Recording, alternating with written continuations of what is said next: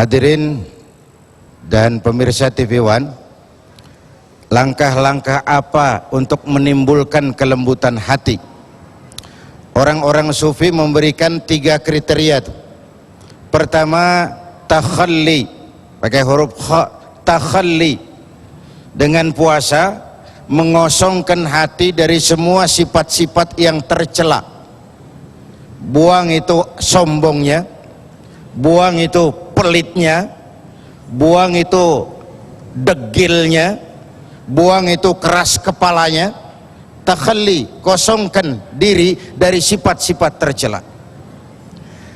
Kalau sudah dilakukan ini, masuk upaya yang kedua, tahalli namanya, dengan huruf ha, tahalli, menghiasi diri dengan sifat-sifat yang terpuji.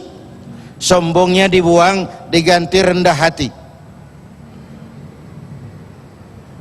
Pelitnya dibuang, diganti dengan sikap pemurah, tahalli.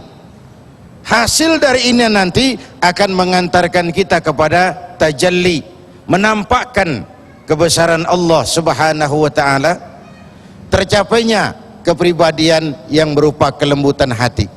Tapi yang mau saya sampaikan juga adalah Imam Ghazali bilang, penyakit, ini soal penyakit hati, penyakit itu 2 macam. Ada penyakit zahir, ada penyakit batin. Bedanya apa? Bedanya 3. Pertama, penyakit zahir, kita yang punya lebih tahu dari orang lain.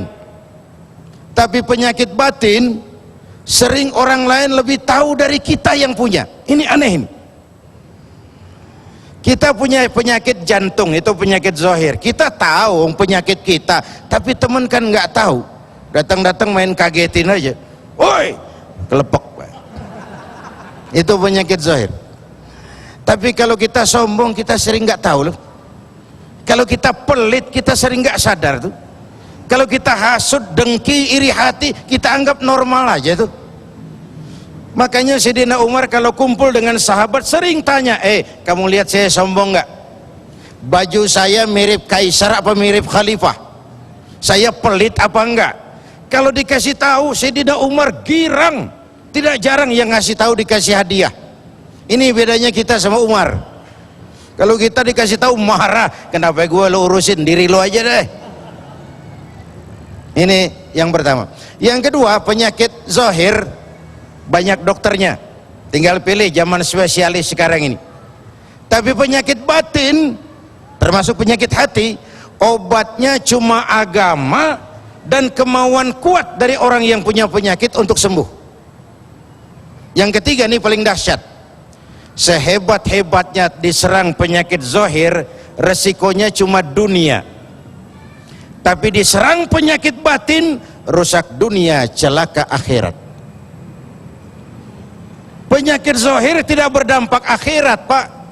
Nggak ada penduduk neraka ditanya, kenapa kamu masuk neraka? Tumor, Pak. Nggak ada itu. Kenapa kamu masuk neraka? Kanker, Pak. Nggak ada. Penyakit zahir hanya merusak dunia, mati itu saja. Tapi penyakit batin merusak dunia, menghancurkan akhirat. Orang yang diserang penyakit sombong, di dunia dijauhi orang, di akhirat jelas tempatnya. Orang yang diserang penyakit pelit, di dunia nggak ditemani orang. Seneng nggak sama orang pelit? Nggak seneng, walaupun kita juga kadang-kadang pelit. Tapi kita nggak senang sama yang pelit itu.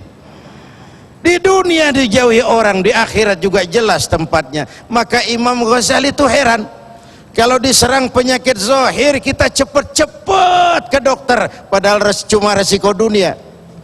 Tapi kalau diserang penyakit batin yang resikonya dunia akhirat, kita sering hampa, sering lalai, sering lupa bahwa ini sangat menentukan.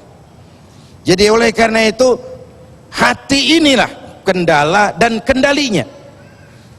Hati inilah rajanya. Seluruh anggota panja indera kita hanya sekadar prajurit yang patuh kepada komando sang raja. Kalau baik raja, seluruh prajurit akan baik. Kalau rusak raja, maka seluruh prajurit pun akan ikut menjadi rusak.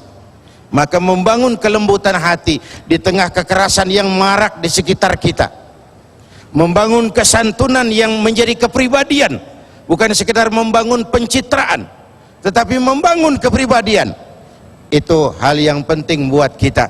Sehingga pada sebuah sisi kita juga bisa menyelamatkan masyarakat jangan sampai tersarang penyakit kurang teliti tadi.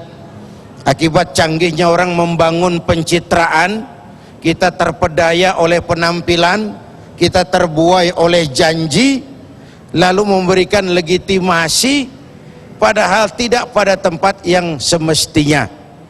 Nah, oleh karena itu dengan melaksanakan ibadah puasa, kita berharap kesantunan itu lalu muncul dan jauh dari tindakan-tindakan kekerasan.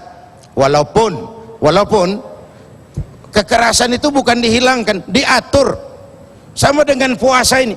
Puasa ini kan bukan menghilangkan nafsu, mengatur nafsu. Kalau nafsu dihilangkan, budaya juga hilang. Mengatur pada tempatnya. Begitulah fungsi agama itu. Mau nafsu kepengen kaya, boleh, usaha yang halal. Mau nafsu kepada perempuan, boleh, lewat pintu yang disebut nikah. Ada peraturannya. Saya tadi katakan di sini bedanya kita dengan malaikat. Malaikat, binatang, manusia itu antik. Binatang dikasih otak tapi nggak dikasih akal. Udang itu punya otak, tapi otak udang. Dia nggak punya akal. Jadi kalau binatang tiap hari salah, itu bukan aib. Malaikat dikasih akal, tidak dikasih nafsu. Kalau malaikat tiap hari benar, itu juga tidak istimewa. Sebaliknya manusia diberi akal, diberi nafsu. Dia bisa benar, dia bisa salah. Kalau akalnya menang, dia benar, dia bisa naik lebih tinggi dari malaikat sekalipun. Tapi kalau nafsunya yang menang, dia turun lebih rendah dari binatang. Kal an'am bal hum adall. Seperti binatang, bahkan lebih buas daripada binatang. Dulu saya bilang, sebuas-buasnya kerbau, makanannya kan tetap rumput. Saya belum pernah dengar ada kerbau saking buasnya lalu pindah makan roti. Nggak ada. Tapi manusia kalau sudah dikendalikan nafsu,